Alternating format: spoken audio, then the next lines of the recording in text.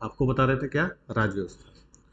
तो जो पॉलिटी हम लोग पढ़ते हैं, राज्य व्यवस्था पढ़ते हैं, तो इस राज्य व्यवस्था में हम लोग दोनों चीजें पढ़ते हैं। जो हमारा राज है, राज बोलते हैं ना, मोदी राज चल रहा है तो योगी राज चल रहा है, तो ये जो राज चलाने की ताकत उनको कौन देता है, हमारा संविधान देता है। जैसे आपने सुना कि 2020 में लॉकडाउन लगा, प्रधानमंत्री ने कहा कि अब सब बंद, अब सब लोग घर में रहेंगे, कोई घर के बाहर नहीं निकलेगा। अब ये ताकत उनको कहाँ से मिलेगी, प्राइम मिनिस्टर ने एक घोषणा की और पूरा देश में लॉकडाउन लग गया। तो प्रधानमंत्री ने एक घोषणा की, वो पूरे देश में लॉकडाउन की घोषणा कर दी गई। ये ताकत उनके पास कहाँ से है। या नवंबर 2016 में कहा कि भाई 1000 और 500 के नोट बंद हो गए, अब एक आदमी ने कह दिया और 1000 500 के नोट बंद हो गए। तो ये ताकत कहाँ से है। ये ताकत उनको किसने दिया, इस राज व्यवस्था ने दिया, इस शासन ने दिया। समझ गए। तो ये कहने के लिए होता है कि राज्य व्यवस्था बड़ी छोटी सी चीज, छोटी सी नहीं, ये ताकत देती है किसको, हमारी सरकारों को, हमारी व्यवस्था को, हमारे राज को। बोलते हैं ना मोदी राज है तो योगी राज है, बोलते हैं ना योगी शासन है, योगी राज चल रहा है।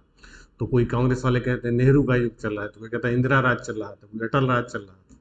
तो राज होता, तो राज कोई व्यक्ति नहीं चलाता, वो एक इंसान का राज नहीं, वो पूरा सिस्टम है। इसीलिए क्या बोला जाता है, राज व्यवस्था।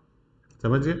और इस राज व्यवस्था में उनको शासन चलाने की जो ताकत मिलती है, जो उनका एक आदेश हुआ कि कहा कि अब लॉकडाउन लग गया, पूरा देश में ताला मार दिया, ट्रेनें तक रोक दी गई, हवाई जहाज भी रुक गए, सब अपने घरों में कैद हो गए महीनों के लिए। तो ये ताकत किसने दिया, इस राज ने दिया, इस शासन ने दिया। ठीक। तो इसमें जो उनको ताकत दो जगहों से मिलती है। पहली बात तो शक्ति का सबसे बड़ा उनके पास स्रोत है हमारा संविधान, हमारा कॉन्स्टिट्यूशन। कॉन्स्टिट्यूशन में इतनी सारी उनको शक्तियां दी गई हैं, वो सर्वोपरि।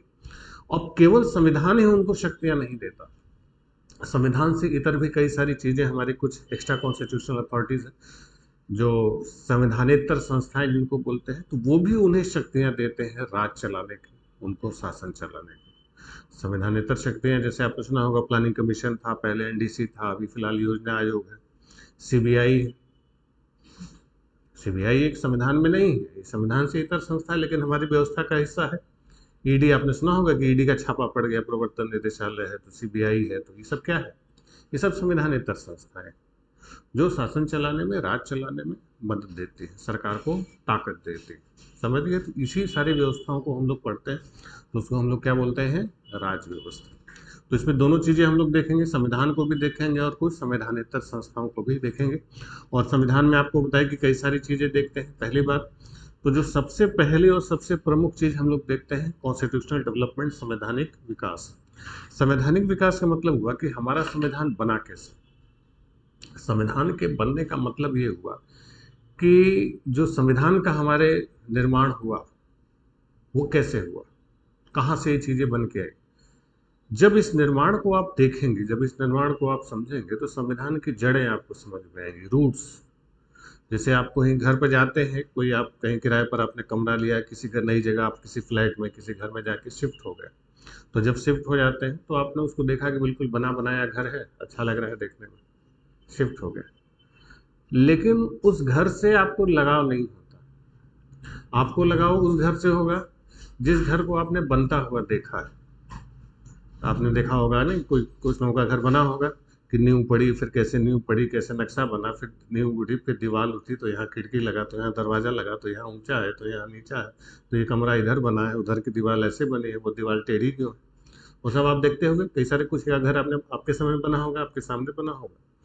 तो जिस घर को आप नीचे से ऊपर तक बनता हुआ देखें, उस घर से आपका जुड़ाव हो जाता है, लगाव हो जाता है। आप समझ जाते हैं कि इधर का ये फर्श ऊंचा है, उधर का फर्श नीचा क्यों है, आपको पता है, क्योंकि आपने उसको क्या है, बनते हुए देखा है।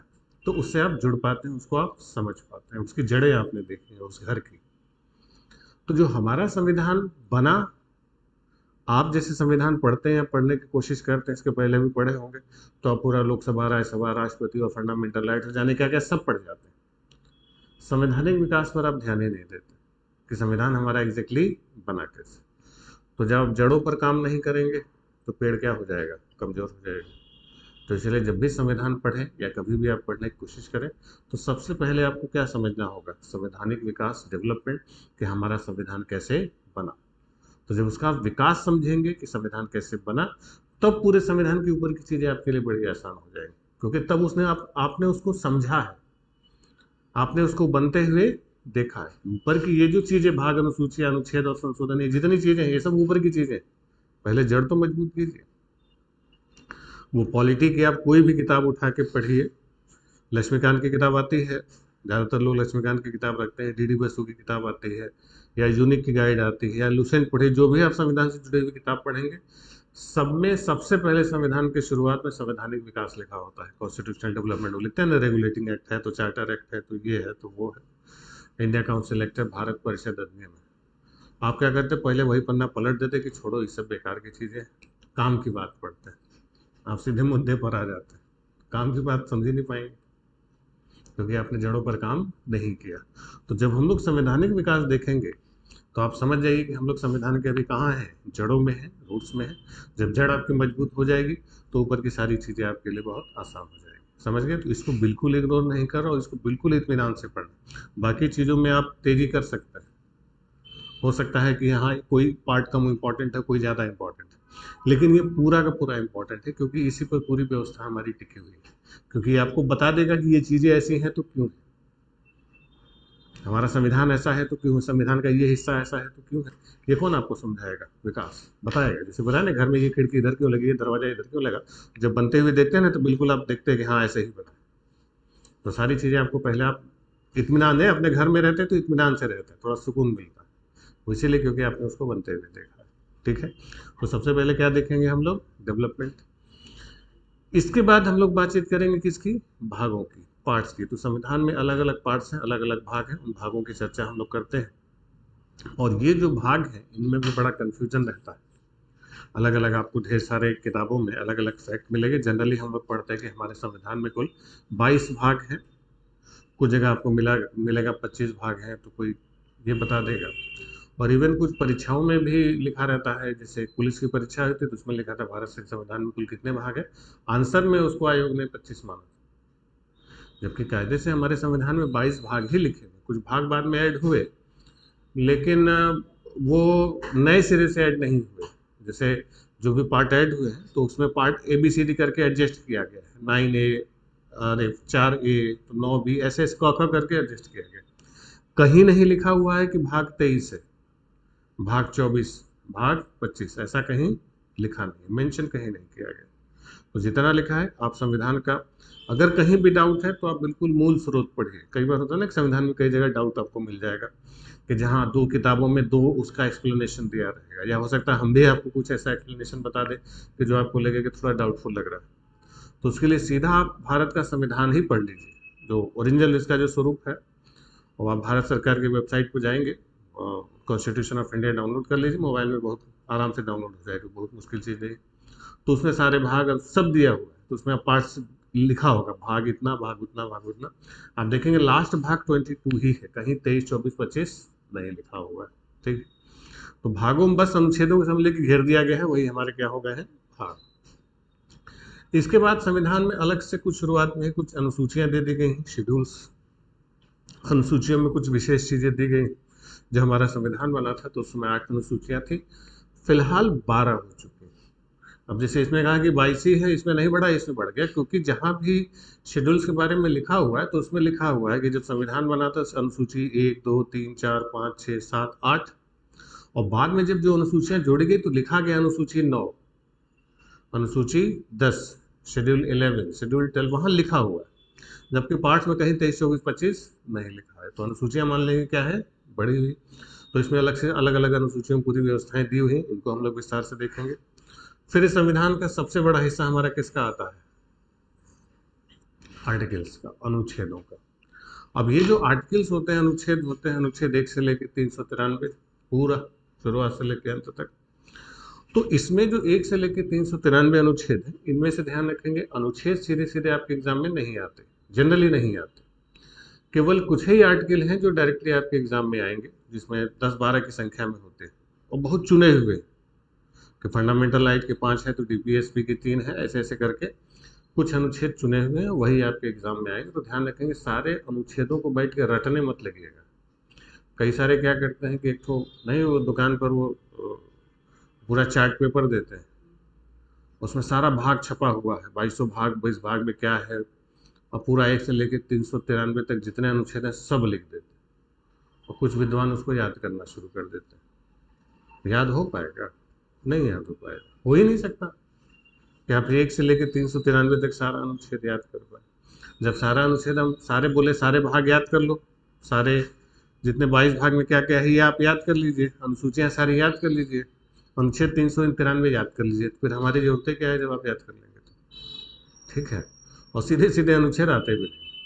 तो मुश्किल से 12 से लेकर 15 तक अनुच्छेद ऐसे हैं, वो आपको निशान लगवा देंगे कौन कौन से आर्टिकल डायरेक्ट आते हैं एग्जाम में। वो कुछ ही आते हैं, सारे नहीं आते, और सारे अगर आ गए तो फिर कुछ कर भी नहीं पाएंगे। ठीक है, तो वो आते नहीं जनरली। आप देखेंगे जब एग्जाम का क्वेश्चन पेपर देखेंगे प्रैक्टिस में आपको सीधे अनुच्छेद बहुत कम आते हैं, और जो आते हैं बहुत ही चुनिंदा सेक्शन, वो आपको निशान लगवा देंगे ये अनुच्छेद है, यही आपके एग्जाम में आने वाले हैं, सारे नहीं आने वाले। तो सारे इसमें से याद नहीं करना, और सबका आपको इस्तेमाल भी नहीं है। तो कुछ आर्टिकल आपको बोलेंगे कि वो वही अनुच्छेद ऐसे होंगे जिनका आपको पॉलिटी में पूरा इस्तेमाल होगा, सभी अनुच्छेदों का इस्तेमाल आपको नहीं है। ठीक है, आपको ऐसा नहीं कि सारे अनुच्छेद लिख लेने हैं और हम एक तरफ से शुरू करेंगे और सब आपको बता डालेंगे, वो नहीं। ठीक, कुछ ही अनुच्छेद है, ध्यान रखिएगा, सभी अनुच्छेदों को याद करने की कोशिश बिल्कुल मत कीजिएगा। जैसे भाग बताया कि पार्ट्स की संख्या कुल 22 है, अब रखने मत बैठे कि 22 भाग याद कर ले, होगा ही नहीं है। 22 में से 4 है बेसिक जो आते हैं एग्जाम में, 1-2 और एक्स्ट्रा हो जाएंगे, 5-6 से ज़्यादा आपको नहीं याद करने। 5-6 भाग में किस भाग में क्या है बस इतना याद कर लीजिए, काफ़ी है आपके लिए। ठीक है, पूरा रटना नहीं है आपको, क्लियर। तो अनुच्छेद बिल्कुल सेलेक्टिव है, वही आपको पढ़ना है, जो निशान लगा देंगे कि ये आपको पढ़ना है, याद करना है, और पढ़ने में जो जो है वो भी आपको बता देंगे। ठीक है, फिर लास्ट में आते हैं संशोधन, कि हमारे संविधान निर्माताओं ने जो संविधान बनाया, जो कॉन्स्टिट्यूशन बनाया, तो संविधान अपने समय के हिसाब से सबसे बेहतरीन उनको जो समझ में आया कि हाँ ये सबसे अच्छा हो सकता है, वो उन्होंने बनाया। लेकिन इन संविधान निर्माताओं को पता था कि हमारा जो संविधान है ये इस समय के लिए तो सबसे अच्छा है, लेकिन आने वाले समय के लिए हो सकता है कि इसमें कुछ बदलाव की गुंजाइश हो सके। तो इसलिए उन्होंने संविधान में संशोधन की प्रक्रिया भी जोड़ दी कि आने वाले समय में सरकारों को लगता है कि कुछ नई समस्याएं, नई चुनौतियां या कोई नई आवश्यकता पड़ी तो इस संविधान में संशोधन किया जा सके, तो संविधान में संशोधन करने की प्रक्रिया को भी क्या किया जाए, जोड़ दिया जाए। तो उसको भी जोड़ने की बात कही गई, तो इसीलिए संविधान में संशोधन की प्रक्रिया जोड़ी गई, आपको बताएंगे। लेकिन जब तक हम लोग यहाँ तक पहुँचेंगे तब तक ये ज़्यादातर संशोधन के नंबर आपको हम लिखवा चुके होंगे, कुछ ही एक्स्ट्रा आएगा जो आएगा, बस इसमें कौन सी क्या प्रक्रिया होती है, क्या उसका प्रोसीजर है, किस किस टाइप का संशोधन होगा, वो आपको जो 3 प्रकार से संशोधन होता है उन प्रकारों के बारे में हम लोग विस्तार से चर्चा करेंगे, कैसे उसको संशोधित किया जा सकता है। क्योंकि ये आवश्यक है, क्योंकि जब संविधान बना था तो उस समय फेसबुक व्हाट्सएप तो था नहीं, यूट्यूब तो चलता नहीं था, इंटरनेट तो था नहीं, लेकिन अब तो है। अगर संविधान निर्माताओं ने व्यवस्था नहीं की होती कि संविधान को संशोधित करके बाकी जो नई नई समस्या है उनके लिए आप कानून बना सके या पुरानी व्यवस्था में संशोधन कर सके, तो कहाँ से हो पाता। ठीक, तो फिर हम लोग क्या देखते हैं, संशोधन। तो जब ये सारी चीजें हो जाएंगी, कितनी चीजें हो गई, डेवलपमेंट, पार्ट्स, शेड्यूल्स, आर्टिकल्स और अमेंडमेंट, जब ये सारी चीजें हो जाएंगी तब आप पूरा संविधान एक से शुरू से लेकर अंत तक आप पूरा पढ़ चुके हैं। जब पूरा पढ़ चुके हैं तब सबसे लास्ट में हम लोग क्या देखते हैं, प्रियम्बल, प्रस्तावना। तो जब आप प्रस्तावना पढ़ेंगे तो ये प्रस्तावना पूरे संविधान का क्या होता है, सार होता है, सारांश होता है। तो अगर पूरा संविधान आपने पूरा पढ़ा है विस्तार से, ढंग से क्लियर है, तो इसको समझने में 5 मिनट लग जाएगा आपको, 5 मिनट में पूरा प्रस्तावना आप क्लियर कर देंगे, पूरा रिवीजन आपका हो जाएगा। अगर इसको ढंग से नहीं पढ़ा तो हम आपको 5 घंटे भी पढ़ा दें आप नहीं समझ पाएंगे। अब पहले दिन आपको संविधान की प्रस्तावना की व्याख्या करना शुरू कर दें कि इस प्रकार की समानता दी गई है, इस प्रकार का न्याय दिया गया है, इस प्रकार की स्वतंत्रताएं दी गई है, ये संपूर्ण प्रभुता संपन्न, ये सब लंबे लंबे भारी भारी वर्ड फेंके गए हैं हमारे संविधान में। इसको जो लिखा है छोटे मोटे लोगों ने हमारे संविधान को नहीं लिखा, बहुत भारी भरकम लोगों ने लिखा है। जब वो भारी भरकम शब्द पहले ही आपके सर में पढ़ना शुरू हो जाएंगे तो आप हाथ खड़े कर लेंगे, पता नहीं क्या समझा रहे हैं।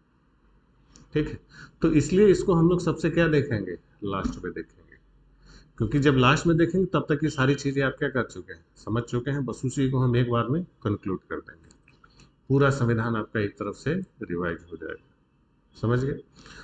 अब ये जो पॉलिटी है, इस संविधान से जो क्वेश्चन पूछे जाते हैं आपके एग्जाम, यूपी जो RO ARO की परीक्षा होगी। इस RO ARO की परीक्षा में जो 140 क्वेश्चन जीएस के आने हैं, तो इस 140 क्वेश्चन में कम से कम 15 से लेकर 20 क्वेश्चन आपके पॉलिटी से होंगे ही होंगे। ठीक, इसके अलावा अगर आप पीसीएस का एग्ज़ाम देते हैं, यूपी पीसीएस का एग्ज़ाम देते हैं, तो यूपी पीसीएस के एग्ज़ाम में लगभग 20 से लेके 25 तक का रेशियो, कभी 23 कभी 26, ये रेंज रहता है, यहाँ तक आपको मिल जाएगा। बीपीएससी वगैरह की परीक्षा देंगे तो बाकी अगर कोई भी स्टेट आप देंगे तो उसमें भी कम से कम वही आपका लगभग 20 से 30 क्वेश्चन का रेंज इसमें से रहता है। और ये पॉलिटी का जो सेक्शन होता है, ये आपके जीएस में सबसे सेफ होता है, सबसे सुरक्षित है, क्योंकि यही ऐसा सब्जेक्ट है जिसका रेंज नहीं है, जो बिल्कुल लिमिटेड है। जैसे आप इतिहास कितना भी पढ़ लीजिए, जैसे अभी थोड़ी देर पहले बताया कि घोषणा की गई थी 11 में और बना दिल्ली राजधानी कब 12 में, तो कितना पढ़ लिए इस शब्द जरा सा घुमा देगा, माथा आपका घूम जाएगा, आंसर बदल जाएगा, फौरन आंसर बदलेगा, तुरंत चेंज। ज्योग्राफी भी आप पढ़ेंगे, कितना भी पढ़ लिए, थोड़ा सा ट्विस्ट डाल दिया तो पूरा कॉन्सेप्ट ही बदल जाएगा। इकोनॉमिक्स और बड़ा विस्तार दे देगा, पर्यावरण और बड़ा विस्तार दे देगा, साइंस और बड़ा विस्तार देगा, लेकिन संविधान में जो है सो यही है, इससे ज़्यादा कुछ नहीं। अगर अनुच्छेद 393 है तो 393 ही है, संशोधन 105 हुए तो 105 ही है, अनुसूचियां 12 हैं, भाग 22 है। संविधान विकास में जो जो 1773 से लेकर जो जो एक्ट है वो सब फिक्स है, न वो ज़्यादा है न कम है। यानी इस पूरी जो राज्य व्यवस्था हम लोग देखते हैं, इसका रेंज नहीं है, एकदम लिमिटेड है कि यही है, मतलब यही है। तो अगर इसको आप ढंग से पढ़ गए तो अगर 15 से 20 क्वेश्चन है, अगर 20 क्वेश्चन आए तो 20 के 20 आप सही कर सकते हैं। इतिहास से अगर मान लीजिए कि 20 क्वेश्चन आए तो आप कितने बड़े भी इतिहास के विद्वान होंगे, बहुत बड़े योद्धा होंगे, नेट JRF PhD हमारे जैसे, तो 15 से ज़्यादा नहीं कर पाएंगे। बहुत कोई बड़ा योद्धा मिलेगा इतिहास का, अगर 20 क्वेश्चन पूछेगा 15 ज़्यादा वो नहीं पड़ेगा। भूगोल के कितने बड़े विद्वान होंगे, 25 क्वेश्चन आएंगे, जैसे इस बार यूपी पीसीएस भूगोल का बहुत ज़्यादा क्वेश्चन आ गया, 25 से ज़्यादा आ गया, तो 18-20 से ज़्यादा आप नहीं कर सकते। वो श्योर है, 2-4 छूटेंगे ही छूटेंगे, गारंटी के साथ, किसी भी सब्जेक्ट में छूटेगा जरूर। लेकिन पॉलिटी ऐसा सिक्योर सब्जेक्ट है कि इसमें जितना आया 100, अगर ठीक से आप पढ़ गए, एक भी क्वेश्चन बाय नहीं जाएगा, एक भी क्वेश्चन नहीं बचेगा, इतना ध्यान रखिएगा। तो इसीलिए इस सेक्शन को आपको सबसे ज़्यादा ध्यान रखना है। इवन जब आप क्वेश्चन पेपर देने जाएंगे और ढंग से आप पढ़ के जाएंगे, तो सबसे पहले क्वेश्चन पेपर में आप पॉलिटी का ही क्वेश्चन ढूंढेंगे कि कहाँ से पॉलिटी दिख रहा है, बस क्वेश्चन दिख जाए और आंसर, कॉन्फिडेंस बढ़ जाता है। कई बार होता है कि पहला पन्ना पलटा, ऐसा आड़ा टेढ़ा क्वेश्चन आता है कि कोई पैर पलट के फिर पीछे शुरू करते हैं सब, कि ला इधर से देखें, इधर तो पता नहीं क्या क्या लिखा हुआ है। और जहाँ पॉलिटी का सेक्शन आए तब थोड़ी सी रात में देखें, हाँ अब कुछ पढ़ा लिखा हुआ लग रहा है, क्योंकि इसमें जितने क्वेश्चन आएंगे वो सब आपने कहीं ना कहीं क्या है भाई, अनुच्छेद कितना आएगा, भाग कितना आएगा, अनुसूचिया कितना आएगा, संशोधन क्या आएगा, प्रस्तावना से क्या आएगा, वो सब आपने पढ़ रखा। तो सबसे सेफ गेम इसी में होता है, और यही प्रीलिम्स अगर ढंग से आपने पढ़ा है तो मेंस में समझ लीजिए पूरा एक पेपर आपको पॉलिटी ही दिलाएगा। चाहे यूपीएससी का एग्जाम लीजिए, चाहे यूपी पीसीएस का एग्जाम लीजिए, चाहे RO का, सब में मेंस में बीपीएससी में जाइए तो आपको यही सबसे ठोस नंबर दिलाने वाला है। तो इसलिए इसको हमें बिल्कुल ध्यान से पढ़ना है, इसमें ज़रा भी लापरवाही नहीं करनी, और यही हमारा सबसे सेफ, बोलते हैं ना, सबसे सिक्योर नंबर। मतलब आप इसको अगर पढ़ गए तो आप समझ लीजिए कि ये 15 से 20 या 20 से 25 जितने क्वेश्चन हैं आप मान के चलेंगे, एक आध तो गलती हो गई, सबसे ज़्यादा नंबर आपको यही मिलने वाला है, कॉन्फिडेंस आपका यही बढ़ाएगा। ठीक है, तो इसको हमें बिल्कुल ध्यान से पढ़ना है। तो शुरुआत करते हैं इसके राज